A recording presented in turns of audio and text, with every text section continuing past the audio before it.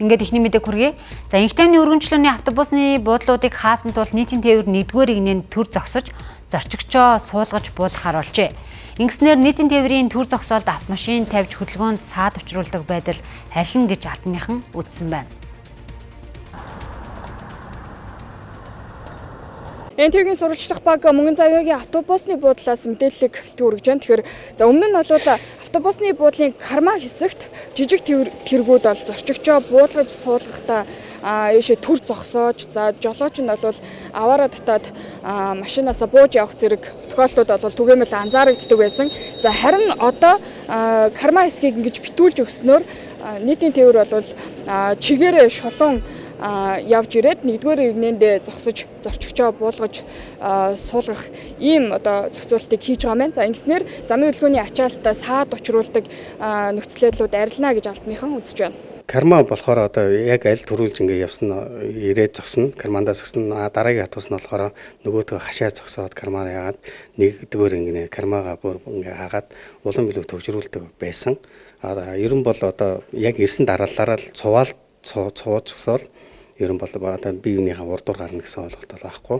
Ерөн бол автобусны хурдыг одоо бууцуух нөхцөлийг одоо хурдан шуурхаа бууцуух нөхцөлийг л бүрдүүлж байгаа. Зүүн дөрвөн замаас 25 дугаар эмийн сан хүртэлх замыг засварлах ажил үргэлжилж байгаа. За энэ хүрээнд нийтийн тээврийн бодлогын газар, тээврийн цагдаагийн алба, замын хөдөлгөөний удирдлагын төв, нийслэлийн замын хөгжлийн газар хамтран дээрх шийдлийг хэрэгжүүлж байна. За энэ удаа 25 дугаар эмийн сан, Андууд, Мөнгөн Завья зэрэг автобусны зогсоолыг хааж байгаа гэлээ.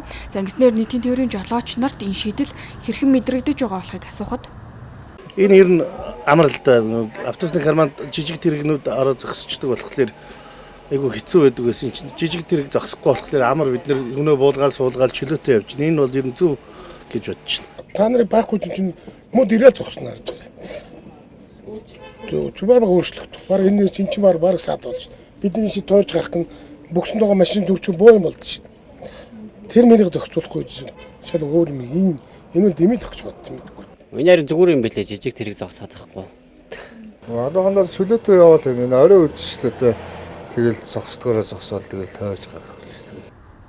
2015 онд Өгсрэн автобус үйлчилгээнд нэвтэрч эхэлсэн. За ингэснээр урт автобус нийтийн тээврийн зогсоол зогсоход асуудал үүсэж эхэлсэн тул тухайд бүхий өргөө хүнсний хорь зэрэг 5-6 автобусны бодлыг дээрх байдлаар засварлаж байсан юм а. За тэгвэл нөгөө талд автомашинтай жолооч нарын байр суурийг мөн тодрууллаа. Хаавсан тэр нэг хойно очиж юугээ машина аваач тавиал юм уу өргөөл аваач ч өгнө. Тэгэхгүй яг нэг кармач юм уу нэг жижиг юм байвал биднээс нь тэндээ нэг хальт зогсоод хойноогоо юм аваач хүндээ өгчгөл эргээ гарахад боломж юм байгаа хөөх. Тэр ихтэй автобусны бодлыг төр зогсохыг хориглодог гэдэг мөртлөө одоо тээврийн хэрэгсэл ер нь хотын төвөөр зогсоол байдгүй шүү дээ. Хотоос байхгүй. Дээрх ажил хотын бусад хэсэгт цаашид хийгдэхгүй зөвхөн хотын төвд ийм байдлаар замын хөдөлгөөнийг зохицуулна гэдгийг албаныхан хэллээ.